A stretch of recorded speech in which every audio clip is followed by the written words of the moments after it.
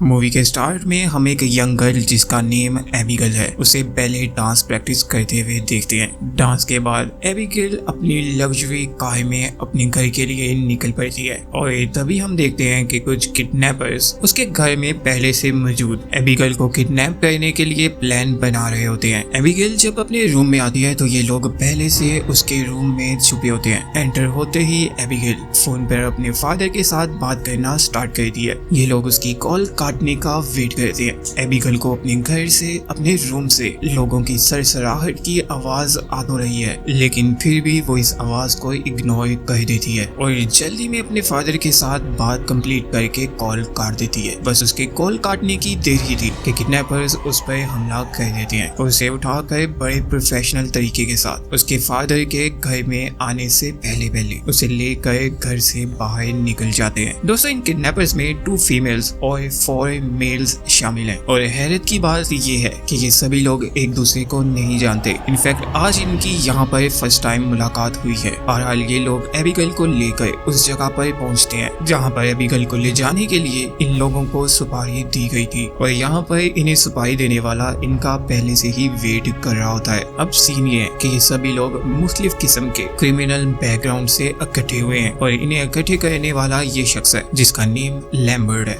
ये सभी लोग एक दूसरे का नाम नहीं जानते और लैम्बर्ट का रूल भी यही है कि ये लोग एक दूसरे को एक दूसरे के नाम से नहीं पुकार सकते। इन्हें एक दूसरे के नाम की जगह पर कोड वर्ड्स यूज करना होंगे। एबिगेल को यहाँ पर डिलीवर करने के बाद ये 6 के 6 लोग यहाँ से जाना चाहते हैं। उन्होंने लैम्बर्ट का काम कर दिया है, लेकिन लैम्बर्ट उन्हें उनके शेयर्स देने से इनकार कर देता है और उसका कहना ये है कि जब तक एबिगेल के फादर उसे बचाने के लिए पैसे ना दे दें, किसी भी शख्स को उसका शेयर नहीं मिलने वाला। पैसे मिलने के बाद हर शख्स को उसका शेयर $7 मिलियन दिया जाएगा और अगर ये लोग अपना शेयर लेना चाहते हैं तो लैम्बर्ट का एक स्ट्रिक्ट रूल है जो कि वो हमेशा से यूज करता है। कोई भी शख्स जिसने एबिगेल को किडनैप किया है वो इस बिल्डिंग से बाहर नहीं जा सकता। एबिगेल के फादर का नेम पूछने की उन्हें इजाजत नहीं है, ना ही वो लोग अपना फोन यूज कर सकते हैं और ना ही इन लोगों को एक दूसरे के बारे में कोई भी मालूमात देने की इजाजत है। अब बजाय तो इन लोगों को करना बहुत ही सिंपल काम है। हार्ड काम तो ये लोग कर चुके हैं। इन्हें सिर्फ 12 घंटे तक यानी सुबह होने तक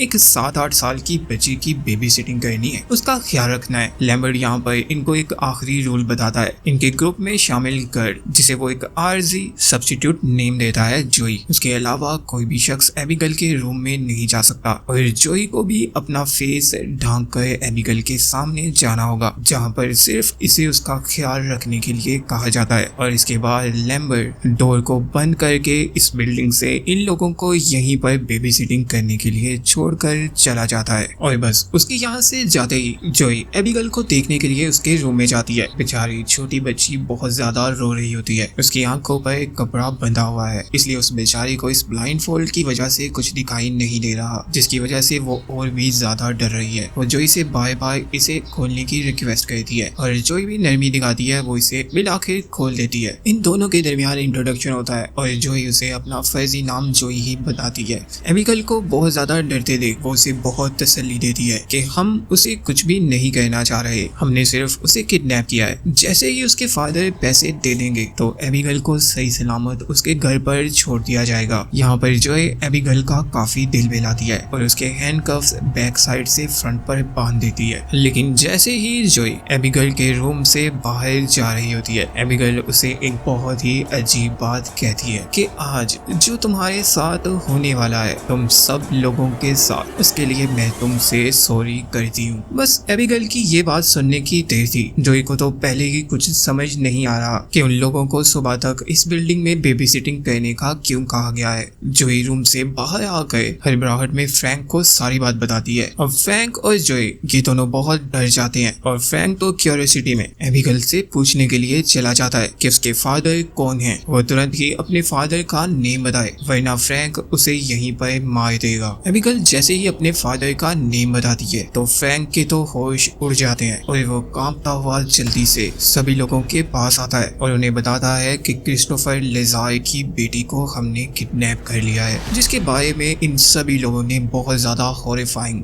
बातें सुनी होती हैं। इट्स मीन कि वो एक बहुत ज्यादा खतरनाक डॉन है। फ्रैंक अपने अपने दोस्त के कहने पर किडनैप करके इस गर्ल को यहाँ पर ले तो आया है, लेकिन जैसे ही वो उसके फादर का नाम सुनता है तो वो तो यहाँ से जाना चाहता है। लेकिन बाकी सभी मेंबर्स उसे ये मशवरा देते हैं, बिज़ाहिर तो बहुत ही छोटा सा काम इन लोगों को करना है, सुबह तक जस्ट एक छोटी बच्ची का ख्याल रखना है। इसलिए फ्रैंक के अलावा बाकी सभी लोगों का ख्याल है कि फ्रैंक को सुबह तक यहाँ पर रुक जाना चाहिए। इसके बाद ये सभी लोग फैसला करते हैं और नाइट को अच्छी तरह से स्पेंड करने के लिए, चिल करने के लिए ग्रुप्स बनाकर इस बिल्डिंग के मुख्तलिफ रूम्स को एक्सप्लोर करने के लिए चल पड़ते हैं। बिज़ाहिर देखने में तो ये बिल्डिंग काफी अंटीक पुरानी लेकिन बहुत ड्राउनी है।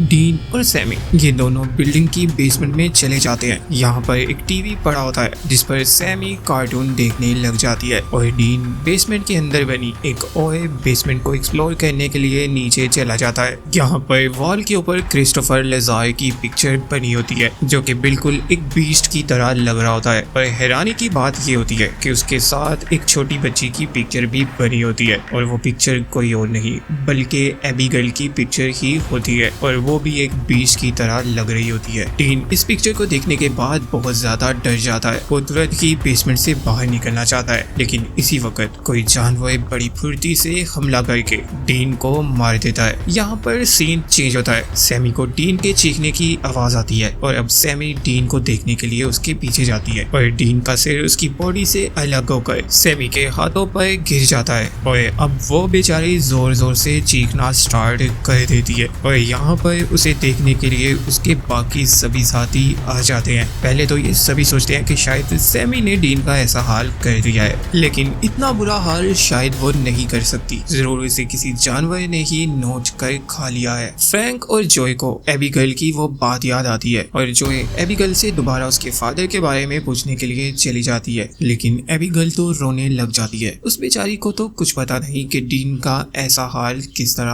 हो गया होगा। जॉय एबिगेल की मासूमियत देखकर उसके रूम से जैसे ही बाहर निकलती है तो यहाँ पर विलियम खड़ा होता है जो कि उसे अपने साथ चलने और जानवर को ढूंढने के लिए कहता है। अभी वो बेचारा उससे 2 कदम ही आगे चलता है कि उसके गले को भी कोई जानवर नोच कर उतार देता है। विलियम भी यहाँ पर जोई के सामने ही मर जाता है और ये सब इतनी फुर्ती के साथ होता है कि जोई को तो कुछ समझ नहीं आती कि विलियम के साथ क्या हुआ है। अब इन लोगों के लिए बहुत ही खतरनाक सिचुएशन है। ये लोग एक दूसरे पर ही इल्जाम लगाना स्टार्ट कर देते हैं, बहुत ज्यादा डरे हुए हैं। लेकिन फ्रैंक इन सबको बताता है कि जरूर एबिगेल इन लोगों से कुछ छुपा रही है, तो वो उसके रूम में जाता है और उसके सिर पे गन पॉइंट कर देता है। अब ये सभी लोग आपस में ही बहस कर रहे हैं। जो कि काफी नरम दिल की है और उसका अपना भी एबिगेल जितना ही बेटा है। वो फ्रैंक को एबिगेल को मारने से रोक रही होती है। इतनी देर में एबिगेल सैमी के देखते ही देखते अपने हैंड कफ्स खोल लेती है और इसके बाद वो एक वैम्पायर में बदल जाती है और पीटर पर अटैक कर देती है। इससे पहले कि वो पीटर को मार पाती, फ्रैंक उस पर फायर करता है। बुलेट सीधा उसके सिर पर लगती है और वो नीचे गिर के मर जाती है। लेकिन कुछ ही सेकंड्स के भीतर वो एक दफा दोबारा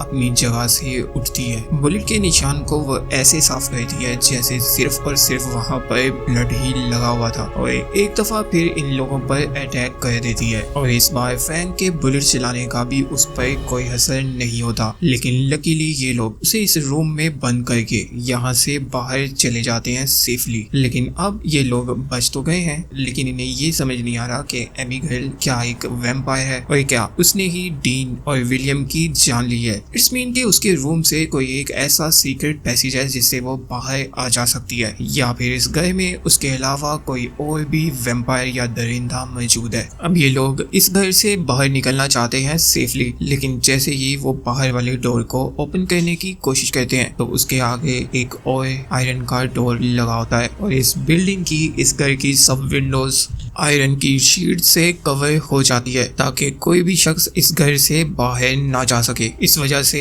अब ये सभी लोग प्लान बनाते हैं, अगर उनका सामना एक वैम्पायर से जो कि एक छोटी बच्ची है तो उसे ये बआसानी हैंडल कर सकते हैं। इसलिए ये तमाम वैम्पायर्स मारने वाले नॉन हथियार पकड़कर उसे मारने के लिए उसके रूम में जाते हैं, लेकिन वो तो वहाँ पर नहीं होती। इसी वक्त हॉल में एक सॉन्ग प्ले हो जाता है। ये लोग जब वापस हॉल में आते हैं तो एबिगेल खून से से भरी हुई डीन की लाश के साथ डांस कर रही होती है। अब ये लोग उसके सामने आते हैं और उससे खुद को इस तरह से ट्रैप करने की वजह पूछते हैं। अब वो इन सब लोगों को इनके नेम्स बताती है और फिर बताती है कि इनका यहाँ आना और मुझे किडनैप करना मेरा ही एक प्लान था। मेरे फादर क्रिस्टोफर लिज़ाय जो कि शहर के डॉन है, उनके साथ जो भी शख्स कभी भी किसी धोखे में मुलव्विस हुआ था या मेरे फादर के साथ कभी भी किसी शख्स ने बुरा सलूक किया था तो मैं उसे इसी तरह से ट्रिक करके कहीं ना कहीं पर मार देती हूँ। ये सब कुछ बताने के बाद एबिगेल इन लोगों पर अटैक कर देती है जिससे ये लोग बाल बाल बचकर रूम से बाहर आ जाते हैं और एबिगेल एक दफा फिर यहाँ से गायब हो जाती है। लेकिन इस सब में इन लोगों को पता चल जाता है एबिगेल के ऊपर कोई भी हथियार काम नहीं करता, जैसा कि इन लोगों ने फिल्मों में देख रखा था। वैम्पायर्स के खिलाफ गार्लिक से या किसी भी चीज से उसे कोई फर्क नहीं पड़ता, लेकिन उस पर उस ट्रंकुलाइजर ने तो काम किया था जो उसे किडनैप करते वक्त जोई ने एबिगेल को लगाया था। उससे उसके हार्ट रेट बिल्कुल स्लो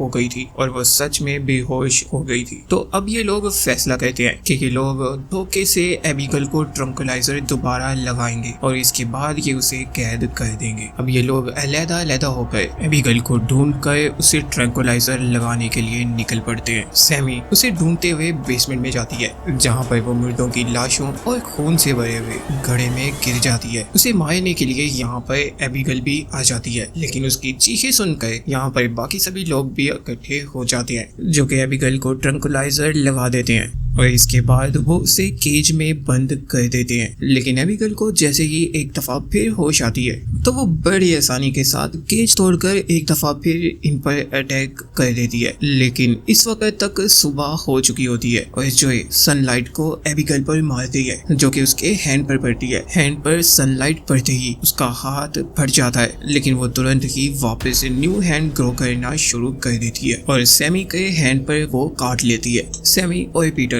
जब एबिगेल से छुपे होते हैं तो यहाँ पर एबिगेल एक मंत्र पढ़ती है जिससे सैमी भी वैम्पायर में बदल जाती है। लेकिन इसके अंदर इस वक्त एबिगेल ही वर्क कर रही होती है और जो भी वो उसे कमांड देती है सैमी वही काम करती है और यहाँ पर वो बेचारे पीटर को मार देती है। इसके बाद सैमी फ्रैंक और जोई के पीछे आती है जहाँ पर जोई सैमी पर सनलाइट रिफ्लेक्ट करके उसे मार देती है और अब बचते हैं सिर्फ दो लोग जो कि भाग के लाइब्रेरी में जाकर छुप जाते हैं। लाइब्रेरी ही इस बिल्डिंग का सिर्फ एक ऐसा हिस्सा होता है जहाँ पर बहुत ज्यादा सनलाइट आ रही होती है। इनके वहां जाते ही यहाँ पर लाइब्रेरी में एक सीक्रेट डोर ओपन हो जाता है। ये दोनों स्टोर के अंदर चले जाते हैं और यहाँ पर इनको बैठे हुए मिस्टर लैम्बर्ट मिलते हैं जिन्होंने एबिगेल के साथ मिलकर इन लोगों को जानबूझकर यहाँ पर ट्रैप किया था और वो इस कंट्रोल रूम में बैठे इस बिल्डिंग के सभी डोर्स को कंट्रोल कर रहे होते हैं। यहाँ तक कि लैम्बर्ट ने ही फ्रैंक और जोई को यहाँ पर अपने पास इस कंट्रोल रूम में जानबूझकर बुलाया होता है और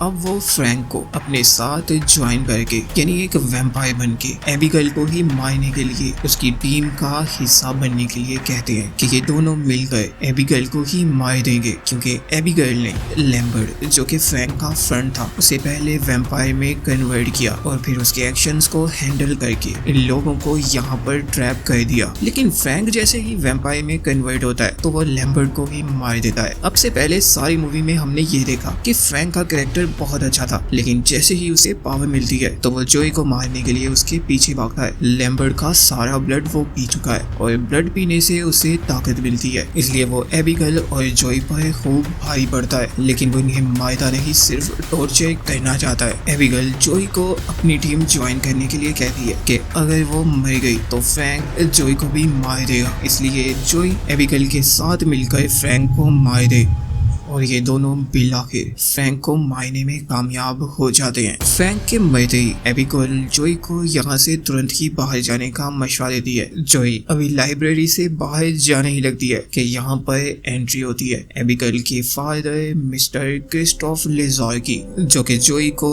एबिगेल का एनिमी समझकर उसे मारने लगते हैं। लेकिन एबिगेल यहाँ पर बहुत वफादारी दिखाती है और वो अपने फादर के साथ लड़के बड़ी रिक्वेस्ट करके जोई की जान बचा लेती है और फिर उसे यहाँ से तुरंत ही जाने के लिए कहती है। और मूवी के लास्ट सीन में हम देखते हैं कि जोई बड़ी आसानी से अपनी कार में बैठ कर वहाँ से चली जाती है और यहाँ पर हमारी मूवी की स्टोरी खत्म हो जाती है।